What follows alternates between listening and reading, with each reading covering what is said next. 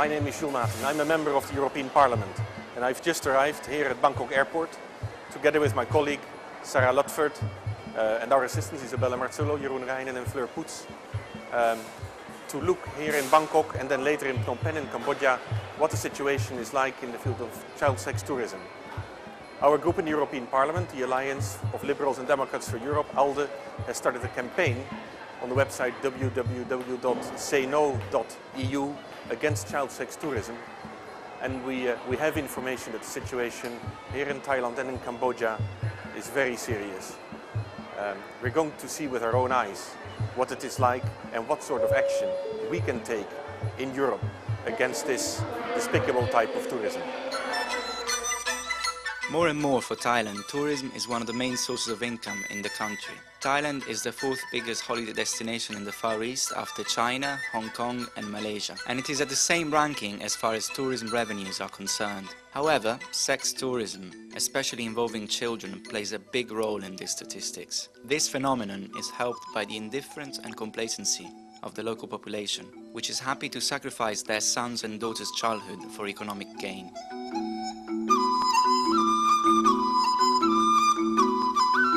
The sex industry in Thailand, the Royal Thai police is watching carefully to the sexual, I wouldn't call it industry, but we do admit that there seems to be an increase in the sexual offender in Thailand.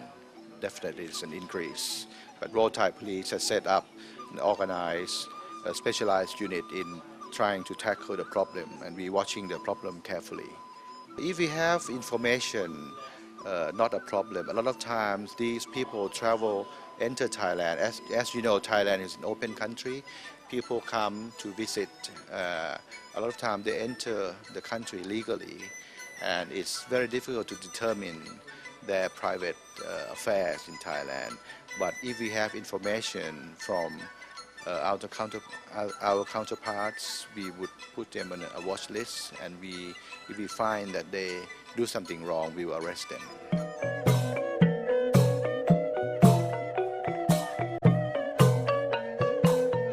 It keeps busy and active later after 10 o'clock or 11 o'clock.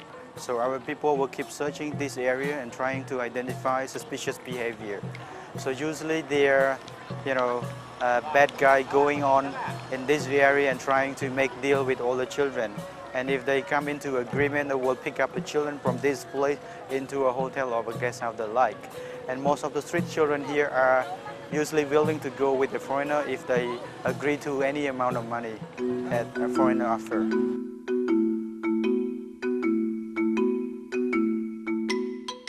Friends is an NGO we met in Phnom Penh. From its birth to the current day, Friends has established more than 10,000 contacts with street children. Friends volunteers offer the possibility to study and learn a trade to all those children who don't have a chance to go to school or find a job. The goal is to give them an opportunity to dodge and steer away from child prostitution and pedophiles' networks. In these premises, we cater for children up to 24 years old. The tutoring is often on a one-to-one basis, and every year more than 150 kids graduate from this establishment, starting to work and earn from their work. We're working with marginalized urban children and youth, which are mainly street children. We try to reintegrate them into society, and we created a series of services that is called the Friends Alliance, but we like to work as a network also, so we created a large international network called the City Network of NGOs collaborating and building capacity. We also built up a community involvement to protect children from all forms of abuse, and that's called the Child Safe Project, where key people of society protect directly the children wherever they are on the streets and in their homes.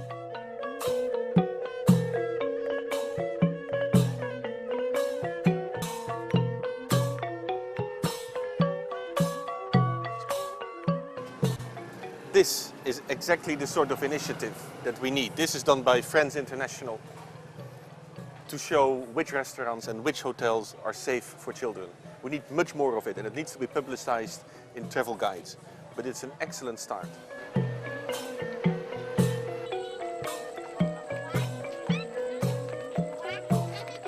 I think there are three main impressions that I have of the challenge and what can be done. The first is simply to raise the political priority given to this question by politicians and in the relations between states, between the EU and its member states and the recipient countries of child sex tourists.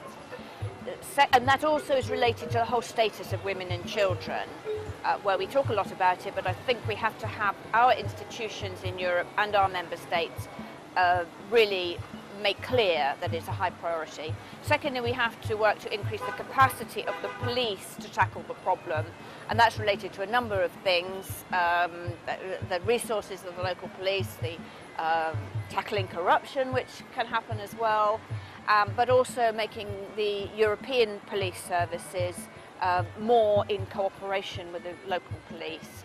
And the third thing is to harness the market power of legitimate tourists coming from Europe, so they will choose a hotel or guest house that has been certified child safe.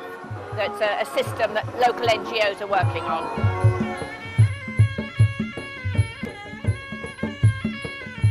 This is the end of our visit to Bangkok and Phnom Penh.